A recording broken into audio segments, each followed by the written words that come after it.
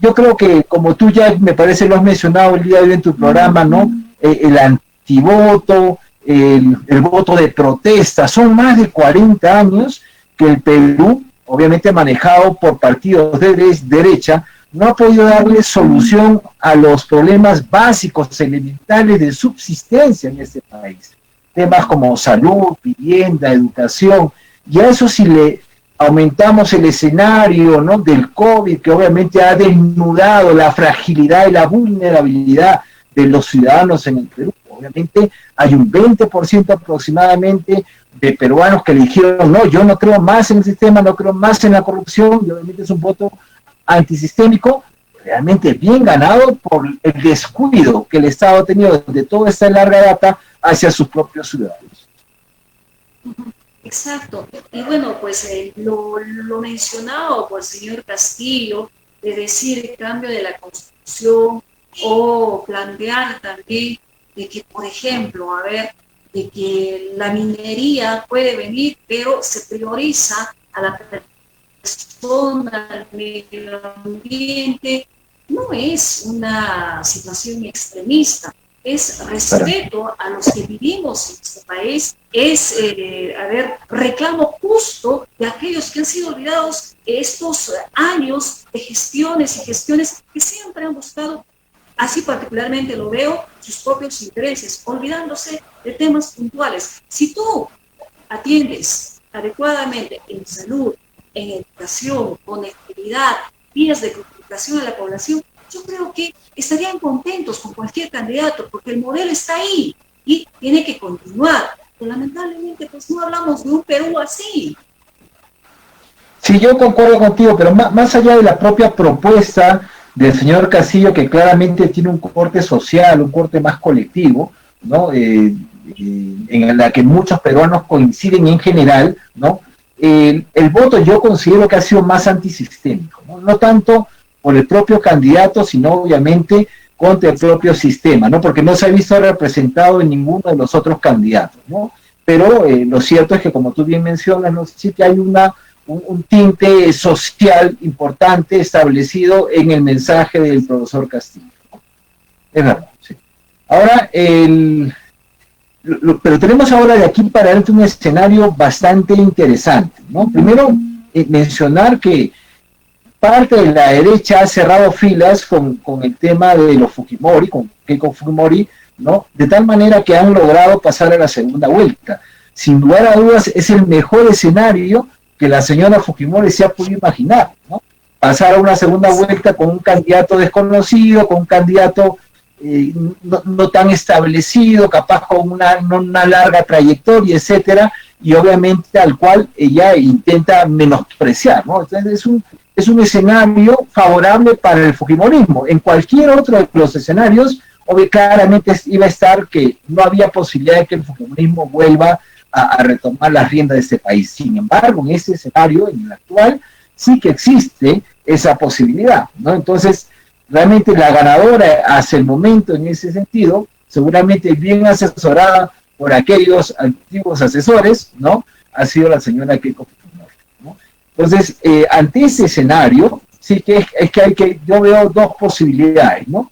Una, el señor Castillo pues tendrá que tener la habilidad, ¿no?, necesaria, seguramente asesorándose con Cerrón o los demás miembros de su partido, ¿no?, para convocar a intelectuales, a técnicos muy capacitados de alta gama, ¿no?, para que le den solidez a su propuesta, porque parece ser que su propuesta puede tener ideas muy interesantes, pero estamos fallando todavía en el cómo se va a lograr, ¿no? Entonces, eso por un lado. Entonces, ahí es que tendría que convocar, yo diría, a las mentes más brillantes de ese país que coincidan básicamente con esta visión, ¿no?, colectiva de país, ¿no?, y proponerles, ¿no?, el apoyo para poder darle una sostenibilidad importante a su proyecto, ¿no?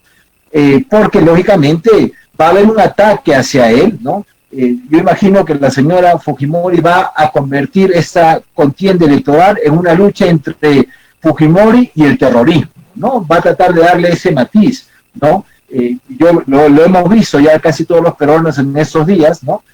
ha habido acusaciones permanentes, ¿no?, de esa línea. El señor, que yo entiendo es rondero, ¿no?, que es muy alejado, ¿no?, de problemas, de conflictos de esa naturaleza, sino más bien cuya misión es generar una pacificación desde, obviamente, el enfoque andino, ¿no?, que es el tema de los ronderos. Entonces, va a haber ese ataque permanente. Entonces, a mi parecer, el señor Castillo lo que debería hacer son dos cosas fundamentales. Primero, llenarse de técnicos y políticos de alta gama que le puedan dar soporte a su proyecto o visión de país. Eso es número uno.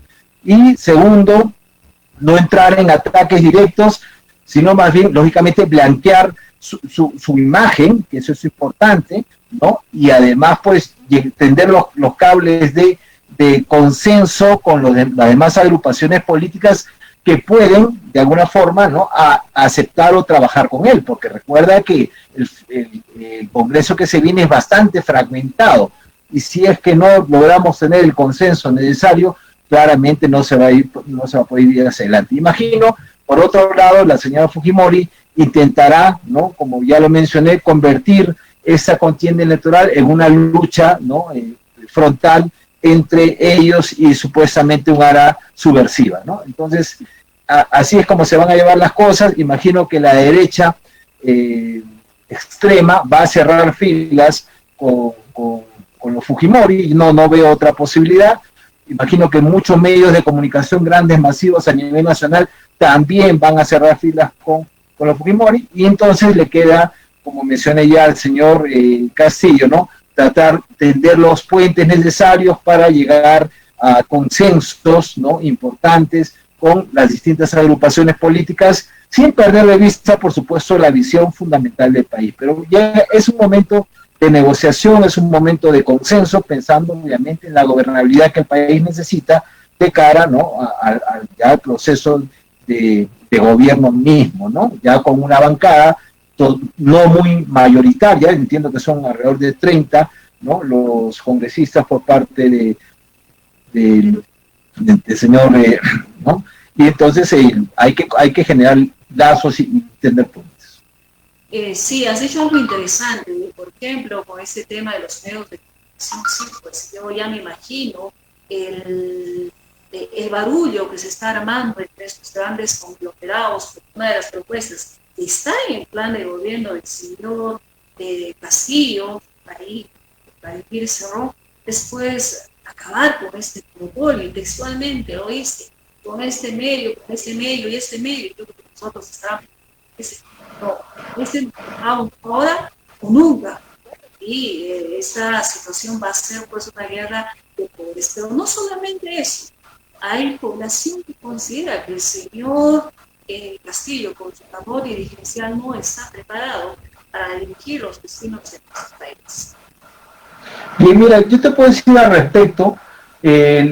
Tenemos aquí nuestro vecino país, el hermano país de Bolivia, ¿no? Ahí está, ha estado mucho tiempo el señor Evo Morales, y nadie puede llegar en ese momento que a nivel científico, tecnológico y social, ¿no?, nuestro hermano país ha logrado, pues, avanzar a pasos agigantados en comparación al Perú, tanto así que hoy, pues, podemos decir que en muchos temas importantes, sobre todo en temas de innovación, etcétera, Bolivia está por encima que el Perú, ¿no? Entonces, y en temas sociales también. Y el señor, pues, entiendo yo, era dirigente cocalero, ¿no?, pero una persona, pues, de amplia base, y fundamentalmente una persona que sabía juntarse con el grupo correcto para poder, pues, gobernar, ¿no?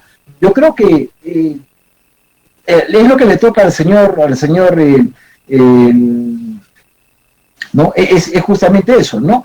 Es juntarse, ¿no?, juntarse con las personas adecuadas, que compartan una visión similar de país, y obviamente que sean técnicamente muy preparadas y políticamente también, ¿no? Entonces, yo no veía en eso un serio problema. Además, pues, obviamente estamos en un escenario donde tenemos la extrema derecha por un lado, y vamos a llamar acá la extrema, entre comillas, izquierda al otro lado. Entonces, vamos a tener que elegir por alguno de ellos, ¿no? Entonces, eso obviamente tendrá que ver más con la visión del país que comparta cada uno. Pero yo no veo un problema serio realmente en el que el señor, pues, no tenga, pues, la mayor preparación del mundo. Si tiene una visión clara del país y logra conglomerar a un equipo importante, técnico de primera, y logra tender los lazos correctos con las distintas agrupaciones políticas para generar gobernabilidad, yo creo que el país tiene la oportunidad de generar por fin una forma diferente, ¿no?,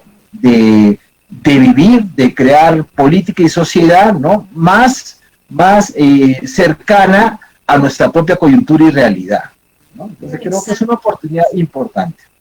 Exacto, y más cuando tenemos esta diferencia tan marcada, es prácticamente el agua y el aceite en los que va a tocar elegir.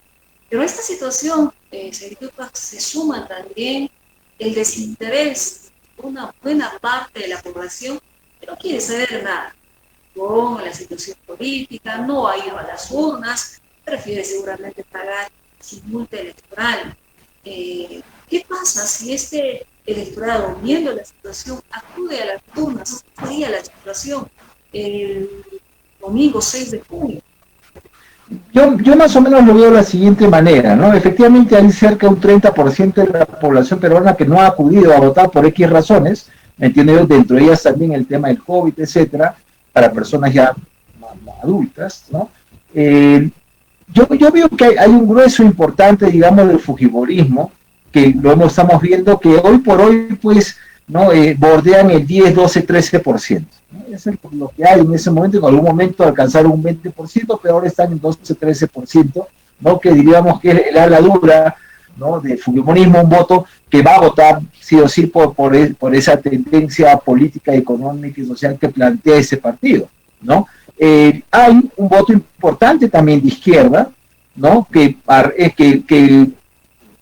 gira alrededor justo de esas cifras, ¿no? Y hay un voto mayoritario, ¿no?, que en realidad, pues, tiene que ser convencido, ¿no? Entonces, ahí es donde definitivamente se tiene que dirigir, y para eso el señor tiene que presentar, ¿no?, un plan sólido, ¿no?, creíble, viable, y para eso necesariamente tiene que ser soportado por una propuesta técnica importante y política también, ¿no? Entonces, eso por un lado. Yo creo que se le puede convencer tranquilamente a la población si es que se muestra claramente que se está en la capacidad de lograr, que se cuenta con las herramientas, con el equipo técnico necesario para dar cumplimiento a ese plan que obviamente envuelve una visión total de país distinta a la que hasta el día de hoy hemos estado viviendo, ¿no?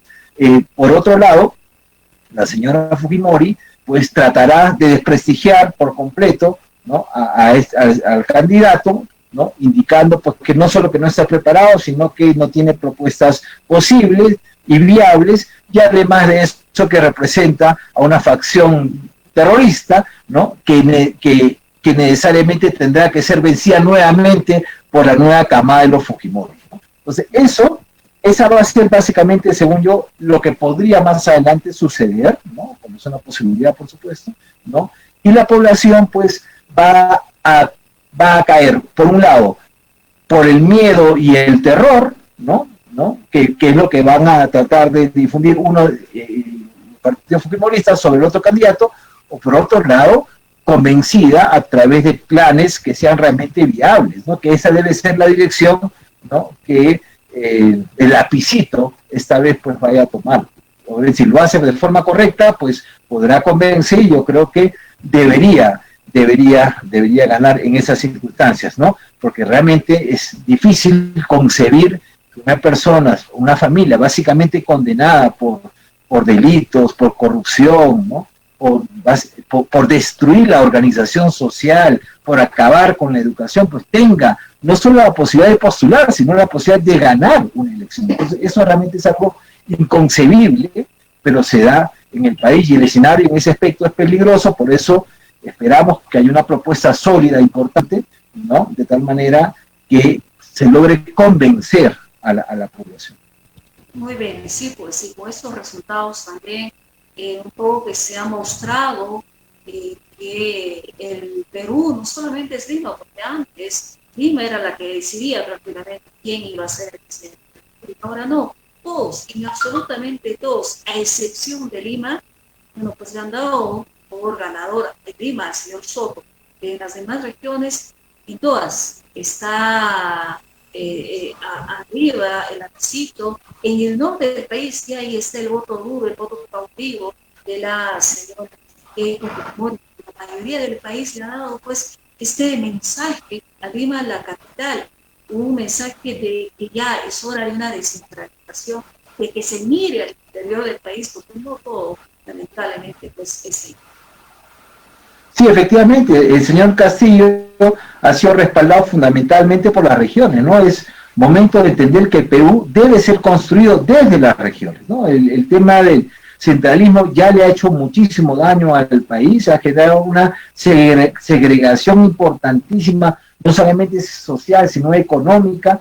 Entonces es importante que Lima y el Perú entero comience a mirar efectivamente a sus orígenes, a recuperar los pasos perdidos históricos, mirar hacia las regiones que es donde corresponde, ¿no? Entonces, en ese aspecto yo creo que ha hecho bien. Esto es un resultado, como ya mencioné, de alguna manera de ese antivoto, ¿no? Justamente un voto de protesta, ¿no? por la exclusión, por el olvido, por la inequidad, por la falta de oportunidades, ¿no? Entonces, hoy por hoy hay que centrarnos en esos puntos, entender que hay que construir un modelo político, económico y social del país que corresponda a nuestra propia coyuntura, a nuestra propia cultura, a nuestra propia historia, ¿no?